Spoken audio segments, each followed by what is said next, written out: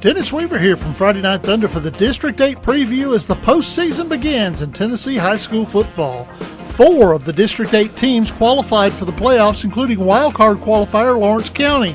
The 5th-seeded Wildcats travel to Gallatin to take on the 4th-seeded Green Wave. On the call for WDXE will be Stanley Wilson, who sets us up with this report. The Lawrence County Wildcats are headed back to the 5A playoffs for the 3rd time in the last 4 years.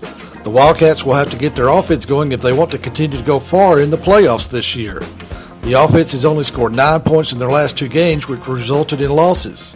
The Cats were missing some key players on both sides of the ball, and Coach David Marston hopes to have them back for the trip to Gallatin. The Green Wave are sporting a 6-4 record and will be ready to take on the 5-5 Wildcats this Friday night. I'm Stanley Wilson for WDXE Sports. District runner-up and 2nd-seeded Lincoln County will play host to Clarksville Northeast. On the call for WYTM, we welcome back Donnie Honey, who sets us up with this preview. The Lincoln County Falcons opened up the 2013 5A state playoffs Friday night at home at Meadows Thompson Stadium, hosting Clarksville Northeast Eagles in what should be a tough contest for the Falcons. Lincoln County had their bye week last week, in week 10, after closing out the regular season with a big win at Wilkins Stadium over the Tullahoma Wildcats. The Falcons finished 2nd in District 8 AAA on the season, therefore they will host the first-round playoff game. The Falcons should come into the game with the Eagles well-rested and in the best shape physically they've been all year. The Eagles come into the game with a 5-5 record, but that's not indicative of how good a team they have. Northeast runs a variation of the winning team with lots of team speed, and that's always hard to defend.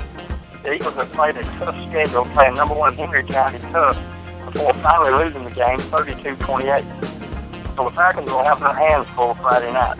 This will be the first ever meeting between the two schools. For WYTM FM 105.5, this is Donnie Honey reporting. And we end the preview with the playoff matchup between District 8 rivals as Tullahoma travels to Shelbyville. On the call for the Wildcats for the Ticket Radio in Tullahoma will be Scott Shestine, who sets us up with this report.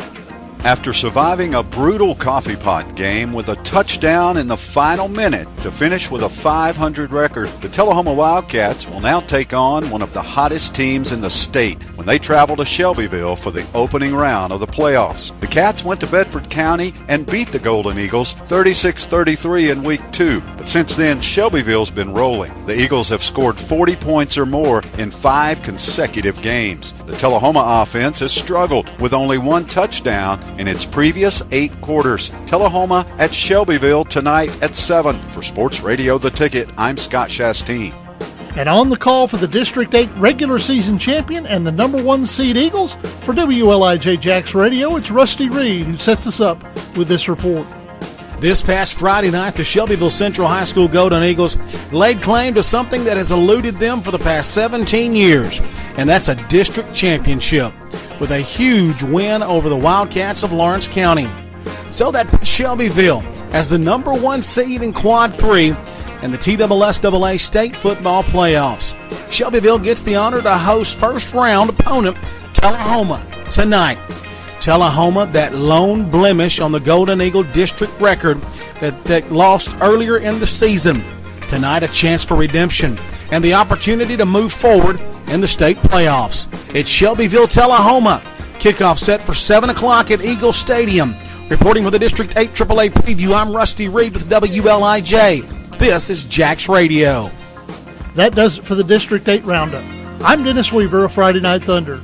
Check out our website at FridayNightThunder.com.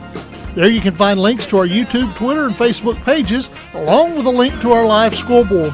And if you want to listen, there's a link to hear us streaming online or a list of all 11 of our broadcast partners. This has been Dennis Weaver for Friday Night Thunder.